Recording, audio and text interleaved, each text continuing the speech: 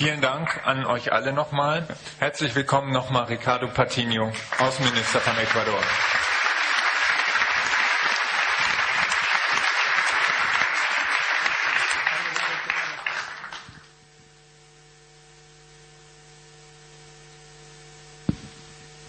Herr Patiño wird jetzt kurz etwas über Erfahrungen aus Ecuador sagen, was dann eben auch in dem Workshop eine Rolle spielt zum Thema Schuldenaudit. Und danach machen wir die Raumverteilung.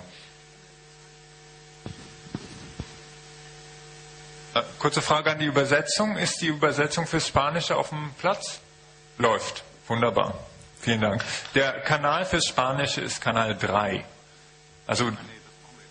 Nee, brauchen wir nicht. Entschuldigung, das Deutsche brauchen wir, ist 1, insofern, aber für Herrn Patiño.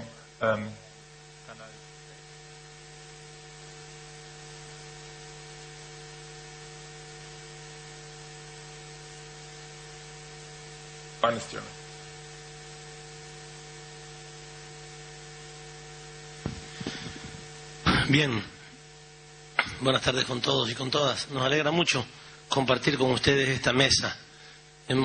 Conocemos la experiencia de ATAC, hemos trabajado muy cercanamente con amigos como Eric Toussaint, juntos en la reivindicación de la deuda externa en nuestros países. Y quiero hacer una breve exposición. ¿Cuántos minutos tengo?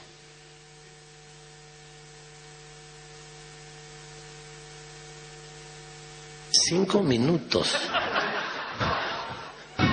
Vengo desde Ecuador para hablar 5 minutos. Son terribles. Bueno, a ver, lo voy a resumir. En el Ecuador nos atrevimos a hacer una auditoría de la deuda externa, oficialmente. Lo hicimos como gobierno. Es la primera vez que un gobierno hace una auditoría oficial de su deuda externa. Nunca antes que yo conozca a un gobierno lo había hecho. Encontramos que esa deuda tenía mucha ilegitimidad. El robo que nos habían hecho con la deuda externa era legal, pero era ilegítimo, era injusto. Porque la ley, especialmente las leyes financieras, han estado hechas para beneficiar al sistema financiero, no para beneficiar a los pueblos, nunca para beneficiar a los pueblos, sino para beneficiar al sistema financiero. Por ejemplo, en nuestro país, el ahorro interno, el ahorro público interno, tenía que obligatoriamente estar depositado en bancos que tuvieran calificación AAA. O sea, los ahorros de la Seguridad Social ecuatoriana tenían que estar en bancos AAA. En Ecuador no hay ningún banco AAA. Entonces el ahorro de la seguridad pública no podía estar en el Ecuador. Tenía que estar depositado en los bancos europeos y norteamericanos. Estábamos fregados. Y teníamos miles de millones de dólares depositados en bancos del norte. Y por 100 millones de dólares que necesitáramos para cualquier cosa, teníamos que pedirle la plata al Fondo Monetario o al Banco Mundial. Era una brutalidad, un absurdo financiero, pero así estaban organizadas las leyes. Finalmente, hicimos la auditoría de la deuda y pudimos comprobar muchas de las sospechas que teníamos. Uno, el fuerte endeudamiento en nuestro país comenzó en la década de los 70 con la dictadura militar.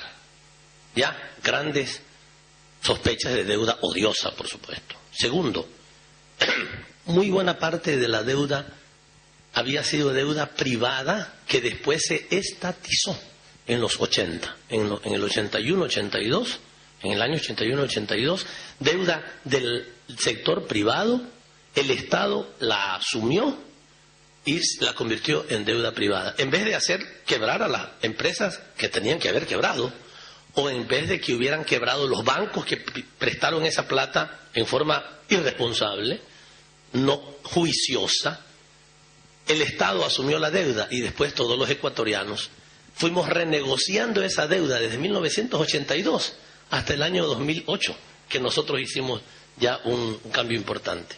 Ese es un segundo elemento. Los intereses con los que inicialmente se contrataron los créditos en la década de los 70 y 80 eran del 2 y del 4%. Cuando suben los intereses en el 82, 83, 84, esas deudas tenían que pagarse hasta el 21% de tasa de interés, que en el mercado norteamericano era el 14%, pero como nosotros éramos riesgosos, entonces a nosotros nos cobraban el 21% de tasa de interés. O sea, liquidaron todos los proyectos que había en nuestro país. Por supuesto, un proyecto que se inicia con una tasa del 4%, piensen ustedes, cualquier negocio que después le pasan la tasa al 20%, no puede ser rentable. Y muchos proyectos públicos se derrumbaron totalmente con esas nuevas tasas de interés. Pero con esto, este fue el anzuelo para un sinfín de renegociaciones que se produjeron, algunas de ellas con el nombre de ministros de finanzas norteamericanos.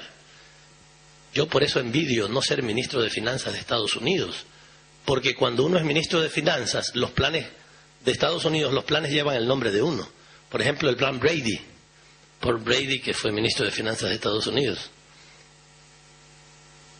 Y no se aprovechó en todos los procesos de renegociación, no se aprovechó lo que el mercado permitía. El mercado había disminuido el valor de la deuda ecuatoriana al 25%, al 30%. Y sin embargo, en las renegociaciones, eso no era aprovechado por nuestros gobiernos, que eran cómplices del sistema financiero internacional. Intervino el Fondo Monetario y el Banco Mundial, distrayendo lo que dicen sus estatutos, y nos obligaron, nos forzaron a renegociar en favor de la banca internacional, dando recursos para eso, a pesar de que sus estatutos no se los permiten, e imponiéndoles condicionalidades a nuestro país que, por supuesto, afectaban su crecimiento económico y su desarrollo, afectaron nuestro ambiente, etcétera. No me podré detener en esto más tiempo.